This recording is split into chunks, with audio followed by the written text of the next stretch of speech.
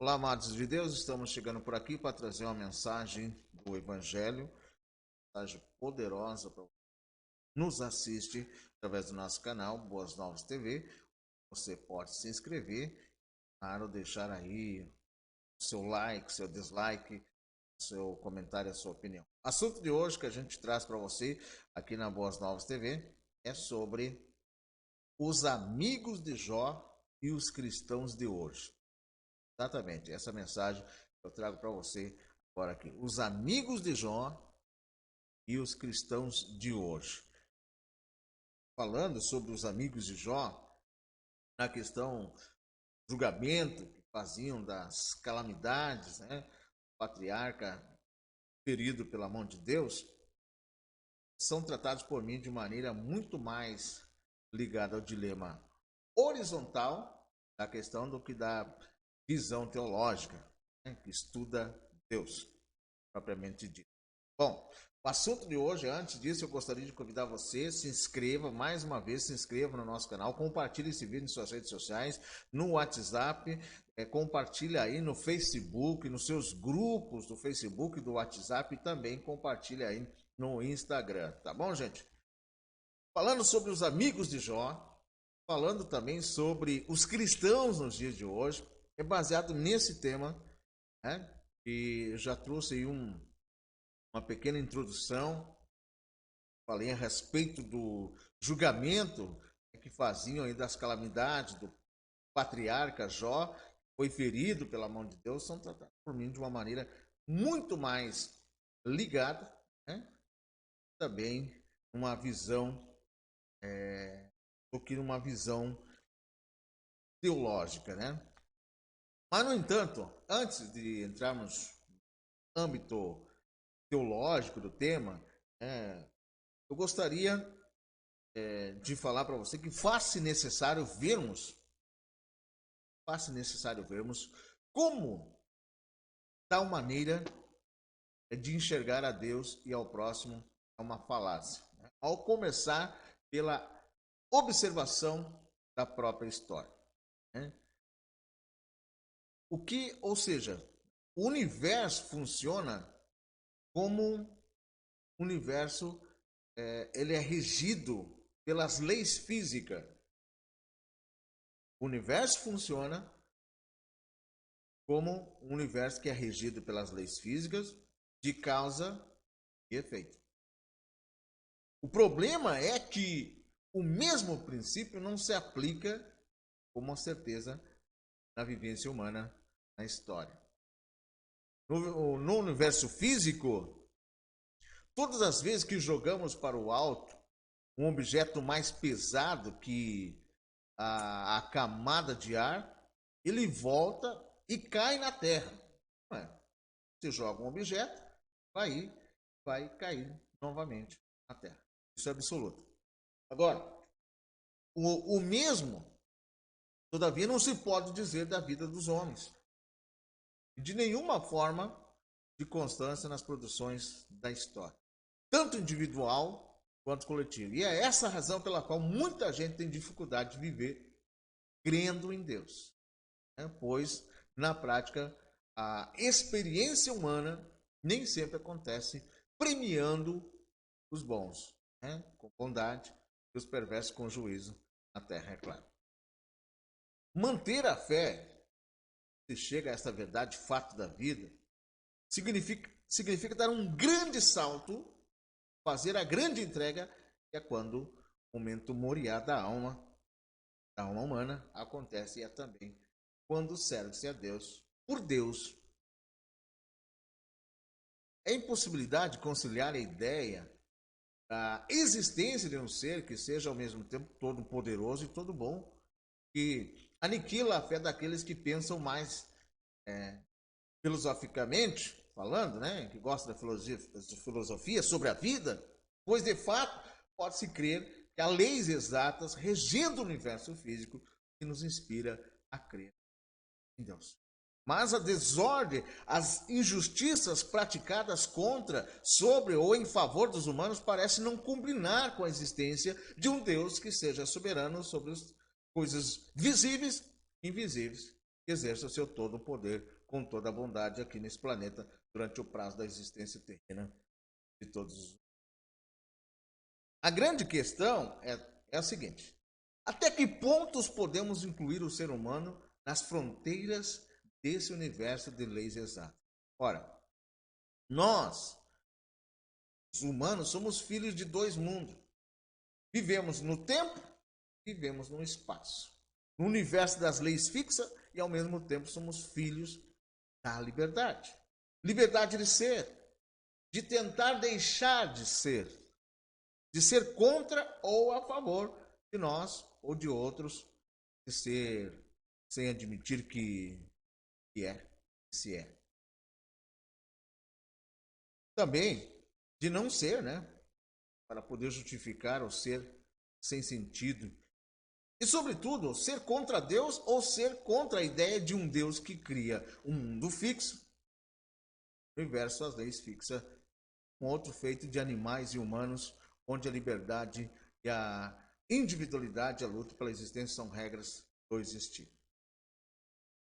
Agora, para tais pessoas, o único mundo possível em harmonia é justamente aquele no qual elas dizem não acreditar que tenha existido o Jardim do Éden, onde a natureza e homens existiam em plena harmonia, antes do tempo em que aquele que era um mundo só fosse partido em muitos pedaços, especialmente nos ambientes dos nossos complexos corações. Ora, para que o absurdo mundo atual faça algum sentido, tem que haver que a Bíblia chama de a queda. Do contrário, não é possível conciliar a ordem universal com o caos da história humana, e muito menos ainda com um Deus que seja todo poder, toda bondade. Agora, a tese de Jó, amados, a tese de Jó era esta. Ele não entendia o que estava acontecendo, mas negava-se a aceitar o pressuposto de causa e efeito a partir do qual os seus amigos o julgavam. A certeza da soberania de Deus experimentada como dor, como acusação, simultaneamente pode fazer com que surja no coração uma consciência amargurada do poder de Deus. E nesse capítulo, nesse inteirinho do livro de Jó, e nessa mensagem, é acerca dessa questão que desejo tratar, antes de olharmos a falácia dessa forma de pensar também, na visão teológica, incluindo da maioria dos cristãos que pensam como os amigos de Jó. Portanto, antes de falarmos sobre a teologia desse pensamento, eu quero que você saiba que essa tese não resiste a um confronto e nem mesmo com as verdades da história, conforme ela se deixa ver. E nesse sentido, a melhor resposta histórica que os aderentes da teologia moral de causa e efeito poderiam receber vem de um dos livros menos lidos, escritos e meditados na Bíblia, o livro de Eclesiastes de Salomão. Exatamente, Eclesiastes de Salomão. E aqui, poupo você das estéreis e infindáveis discussões sobre a autoria do livro e dos demais tecnicismos que nunca vi terem sido úteis para alentar ou consolar qualquer coração nessa terra de agonia. E a razão por que ele é tão pouco lido nada tem a ver com a profundidade ou a complexidade, pois, como em toda a genuína sabedoria, o que é verdadeiro se faz entender com simplicidade. Portanto, não são as dificuldades de compreensão que impedem a leitura, a aceitação e a vivência proposta por Deus em sua palavra no livro atribuído a Salomão. O que dificulta é justamente o poder esmagador de sua simplicidade baseada na observação da história, tal qual ela se mostra aos olhos, sentidos e percepções humanas. E entre essas observações aparece de modo esmagador o desmantelamento de todas as fabricações de causa e efeito criado pelos amigos de Jó. No Eclesiastes, a vida é como ela é, sem tentativa de abençoar a inegabilidade. As pessoas que negam a queda dos humanos no planeta Terra. A outra razão da não apreciação de Eclesiastes é que ele não fala abertamente da eternidade. No máximo diz que o espírito volta a Deus, que o deu, não fala nem do céu, nem do inferno, e seca a vida aqui na arena das competições, do julgamento, dos esforços inúteis, das jactâncias idiotas e dos sucessos imerecidos. Dos sucessos dos injustos, dos poderosos, insensatos, dos sábios desprezados, dos ricos sem apetite, dos ricos estéreis, dos justos esquecidos, dos enormes afamados, dos governadores cercados de puxa-saco incompetentes, dos bens materiais que não promovem nem paz, nem sono, das vitórias logo esquecidas, das alegrias alineantes, das tristezas que melhoram a alma, dos afazeres que nada mais são que vaidade.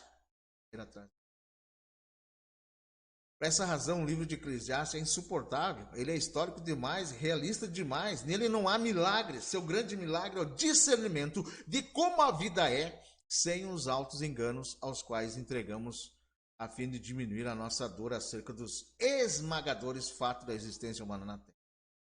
O que passo a fazer agora é uma leitura do Eclesiastes junto com você. E por quê? Porque creio que o Eclesiastes não está na Bíblia por acaso. O que penso é que a sua compreensão é um dos mais poderosos antídotos contra a teologia moral de causa e efeito, amigos. A melhor resposta já não vem de Jung, que escreveu um livro com essa pretensão, mas de Salomão. É a razão que no Eclesiastes Salomão afirma a consciência de Jó sobre a existência e a relatividade de todas as certezas de causa e efeito, amigo de Jó. Exatamente isso. Vamos aprofundarmos aprofundarmos um pouco dessa escritura, desse livro, que é o livro de Eclesiastes. E mais que isso, a gente falando aqui sobre a compreensão dos mais poderosos antídotos contra a teologia moral de causa e efeito, amigos Jó, no livro de Eclesiastes, é mais que isso. Eu penso que o texto de Eclesiastes é uma versão filosófica em favor de Jó e de suas percepções, sendo que o observador não é um sofredor, é provavelmente um rei existencialista e que pela sabedoria decidiu ele mesmo abrir todos os pacotes da existência que lhe estavam disponíveis. Exatamente. Nós podemos ver em Eclesiastes capítulo 2, do versículo 1 até o versículo 11, falando sobre esses pacotes da existência que foram. Ora, mesmo sabendo que a maioria das pessoas não gosta de ler os textos da Bíblia quando estão transcritos num livro, sempre erroneamente assumindo que o leram em algum dia, leram Eclesiastes, portanto julgo que pulando a leitura estão ganhando tempo, e eu peço que você não faça isso. Ouça essa mensagem, leia esse livro Eclesiastes e compare com todas as notas que eu vou lhe dar.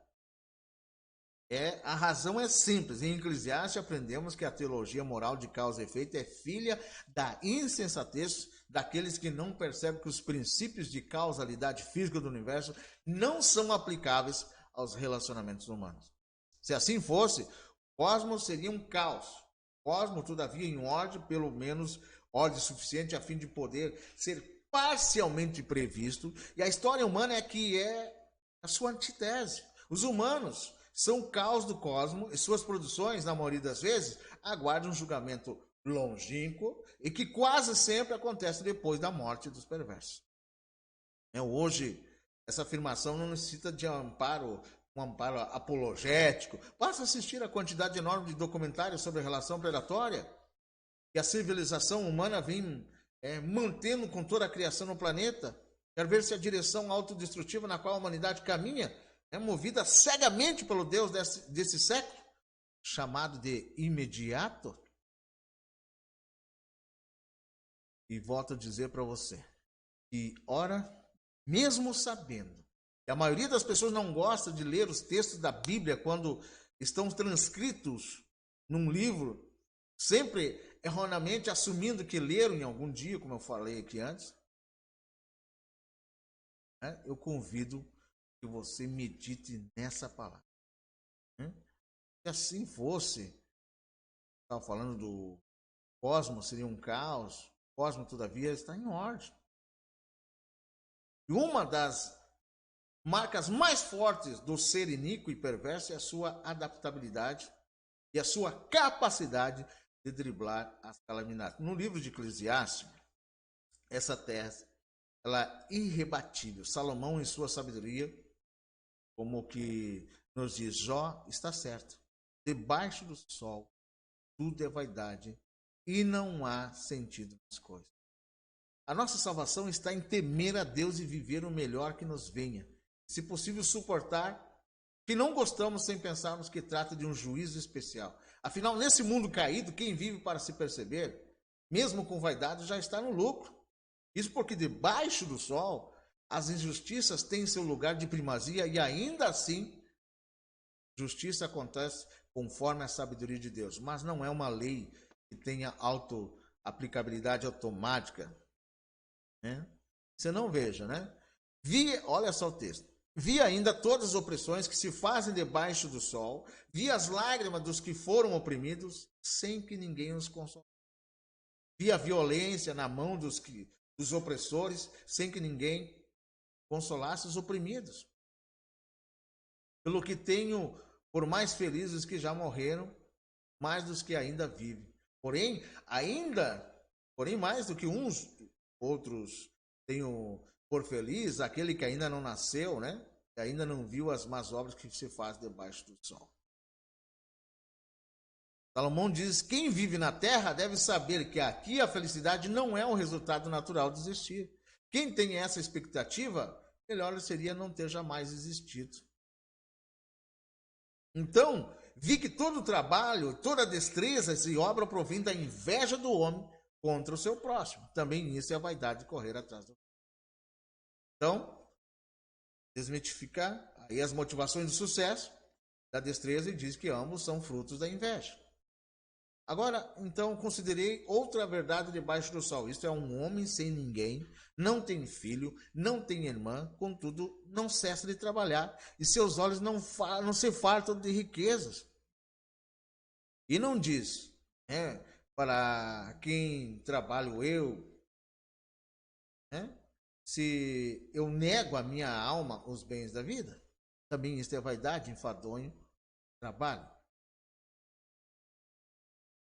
Na terra, aos que ajuntam e os que não podem levar e guardam aquilo do que não usufrui. Onde está o princípio da causalidade nisso? Porque tais bens caem nas mãos dessas pessoas.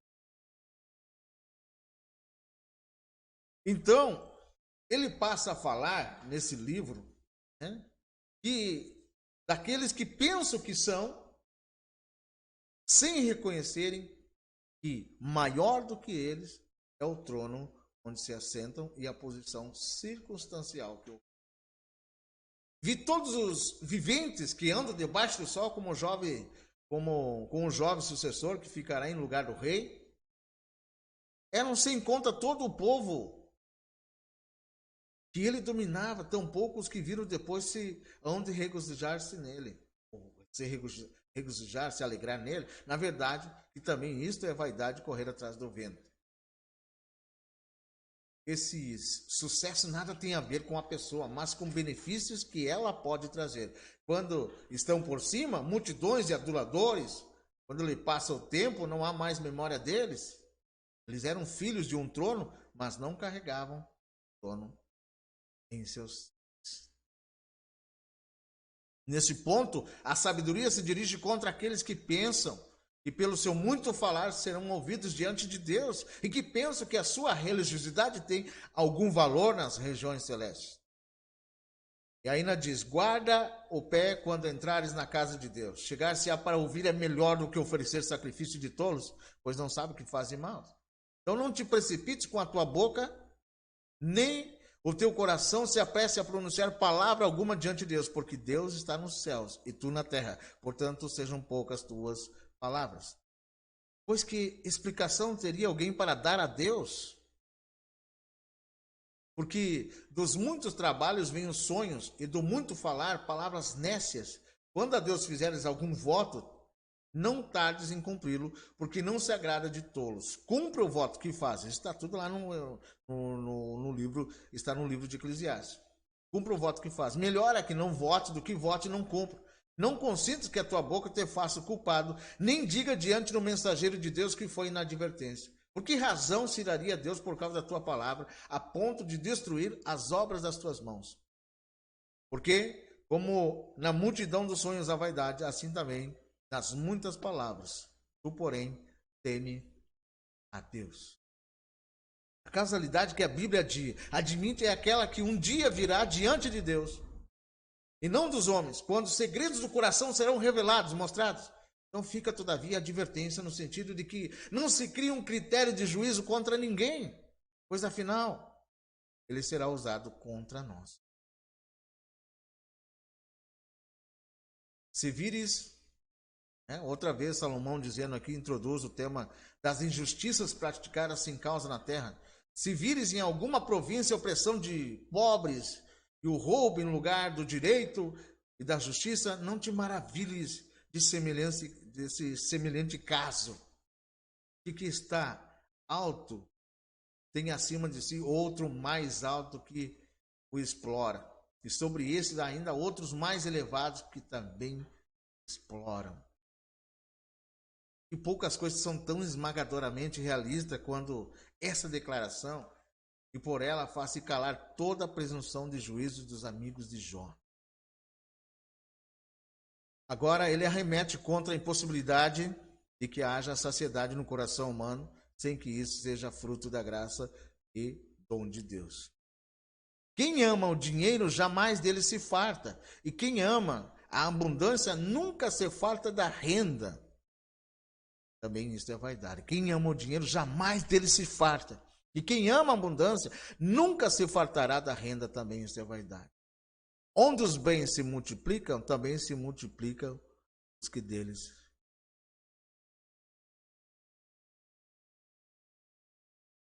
Esse texto, olha só, quem ama o dinheiro jamais dele se farta. E quem ama a abundância nunca se farta da renda.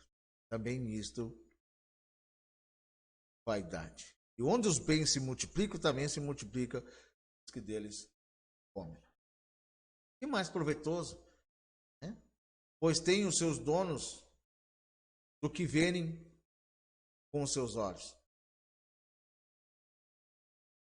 Doce é o sono do trabalhador, quer coma pouco, quer coma muito, mas a fartura do rico não deixa dormir. Fartura do rico não deixa dormir. Estou lendo aqui o texto de Eclesiastes para vocês terem uma ideia que quem possui não tem paz para usufruir, e quem possui goza, e quem não possui goza da paz de que tem. Tendo bens, não descansa, todavia, em seu coração. Grave mal vi debaixo do sol as riquezas que seus donos guardam para o próprio dano. E se tais riquezas se perdem por qualquer má aventura, o filho que gerou nada lhe fica na mão. Como saiu do ventre de sua mãe, assim nu voltará, indo-se como venho, e de seu trabalho nada poderá levar consigo. Também isto é grave mal. Precisamente como veio, assim ele vai. E que proveito lhe vem de haver trabalhado para o vento? Nas trevas comeu em todos os seus dias, como muito enfado, com enfermidade e indignação. Aqui Salomão mostra o pecado dos amigos de Jó. Pois não é preciso saber que alguém foi vitimado pelo diabo para se estender, para se entender que a vida é assim mesmo. Eis o que eu vi. Boa e bela coisa é comer e beber e gozar cada um do bem de todo o seu trabalho, com que se afadigou debaixo do sol durante os poucos dias de vida que Deus lhe deu. E esta é a sua porção. Quanto ao homem de Deus, quanto ao homem a quem Deus conferiu riquezas e bens, e lhe deu poder para deles comer, e receber a sua porção, e gozar do seu trabalho. Isto é dom de Deus. Por que não se lembrará muito dos dias da sua vida, porquanto Deus lhe enche o coração de alegria? Poder realizar, usufruir é pura graça, é dom de Deus, e não vem naturalmente no pacote de sucesso. Há alguns que vivem debaixo do sol e que pesa sobre os homens. Há um mal que vive debaixo do sol e que pesa sobre os homens. O homem que Deus conferiu riquezas, bens e honra, e nada lhe falta de tudo quanto a sua alma deseja. Mas Deus não lhe concede que disso coma, antes o estranho o come. Também isso é vaidade e grave missão. Se alguém gerar 100 filhos e viver muitos anos de avançada idade, e se a sua alma não se fartar do bem, além disso, não tiver sepultura, digo que é um aborto, é mais feliz do que ele. Pois, debalde vem o aborto em trevas, e em trevas se vai. De trevas se cobre o seu nome. Não vi o sol, nada conhece, todavia tem mais descanso do que outro. Ainda que aquele vivesse 2 vezes 1000 anos, mas não gozasse o bem. Porventura, não vão todos para o mesmo lugar? Então, surge aqui, antes eu quero fazer um comentário. Porventura, não vão todos para o mesmo lugar? Aqui Salomão ridiculariza a existência longeva, mas que nunca viveu. É o ser que protegeu tanto que acabou se protegendo na própria vida. Todo o trabalho do homem é para a sua boca, e contudo nunca se satisfaz o seu apetite. Ou seja, com essa frase ele afirma a basicalidade de todos os esforços humanos e sua incapacidade de alguém se satisfazer de si para si mesmo. Pois, que vantagem tem o sábio sobre o tolo, ou o pobre que sabe andar perante os vivos? Melhor é a vista dos olhos do que andar ocioso da cobiça. Nem isso é vaidade, correr atrás do vento. E aqui eu faço um comentário. Para Salomão, melhor do que ter um cobiçoso projeto na vida era ter uma sábia visão de vida. A tudo quanto há de vir, já se lhe deu o nome. E sabe-se o que é o homem, que não pode contender com o que é mais forte do que ele. Nesse ponto, a animalidade dos humanos é afirmada. É a sobrevivência dos mais aptos. Salomão, agora, depois de experimentar de tudo um pouco, chega à conclusão de que ninguém pode determinar o que é bom ou mal para um homem. Isto cada um terá que aprender com Deus e com a vida, pois Deus não deu a ninguém tal receita de felicidade. É certo que há muitas coisas que só aumentam a vaidade, mas que aproveita isto aos homens. Pois quem sabe o que é bom para o homem durante os poucos dias da sua vida de vaidade, os quais gasta como sombra? Quem pode declarar ao homem o que será depois dele debaixo do sol? Isso deveria nos fazer silenciar constantemente nas nossas tentativas de saber o que é bom para o outro. Subitamente a reflexão se dirige à casa de Jó. Ele é, sem dúvida, um dos melhores exemplos do que abaixo que eu vou descrever para você. Melhor é a boa fama do que o unguento precioso, e o dia da morte melhor do que o dia do nascimento. Melhor é ir à casa onde há luto do que ir à casa onde há banquete. Naquele se vê o fim de todos os homens. E os vivos que o tomem em consideração. Melhor é a mágoa do que o riso, porque com a tristeza do rosto se faz melhor o coração. O coração dos sábios está na casa do luto, mas a dos insensatos na casa da alegria. Melhor é ouvir a repreensão do sábio que ouvir a canção do insensato. Pois qual o crepitar dos espinhos debaixo de uma panela, tal é a risada do insensato, também isto vaidade. Ele começa com a boa fama e prossegue para dizer o seguinte: no mundo caído e caótico como o nosso, é das nossas maiores dores que nasce o melhor de nós. O sábio, portanto, não teme a dor. Ele sabe que a alegria não é reflexiva. Portanto, ele não tem que procurar a dor.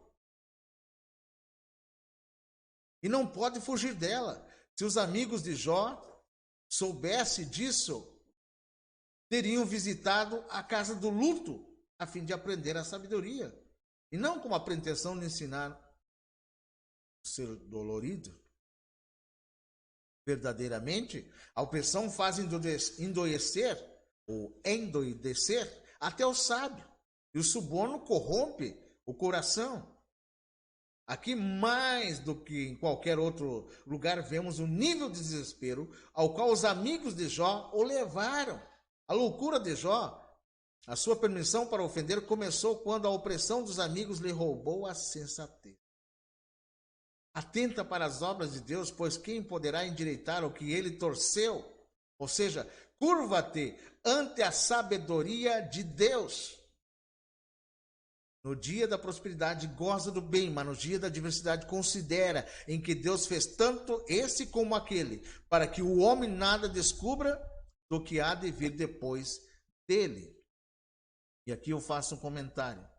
Se os amigos de Jó não o tivessem visitado, era aqui nesse lugar existencial que ele ficaria, pois as palavras de Salomão ecoam a atitude de Jó ante sua própria calamidade. Tudo isso vi nos dias de minha vaidade. Há justo que parece, há justo que perece na sua justiça, e há perverso que prolonga seus dias na perversidade. Esta é a síntese da defesa de Jó perante os seus amigos.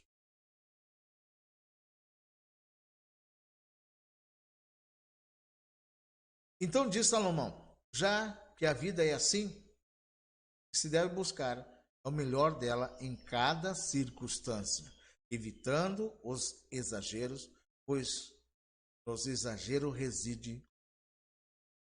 Não seja demasiadamente justo, nem exageradamente sábio, porque te destruirias a ti mesmo. Não seja demasiadamente perverso, nem seja louco, porque morreria fora do teu tempo. Bom é que retenhas isto, e também daquilo não retires a mão, pois quem teme a Deus, de tudo isso sai ileso. Salomão diz, já que a vida não é justa, então procura o equilíbrio. Já que a vida não é justa, procura o equilíbrio. Não há homem justo sobre a terra que faça o bem, que não peque. Aqui também terminam todas as autossantificações e autojustificações. Esse é o equivalente de Romanos 3:23 no livro de Eclesiastes. Então, não apliques o coração a todas as palavras que se dizem, para que não venha a ouvir o teu servo amaldiçoar-te, pois tu sabes que muitas vezes tu mesmo tem amaldiçoado os outros, significando que não há quem não peque com a língua de seus julgamentos.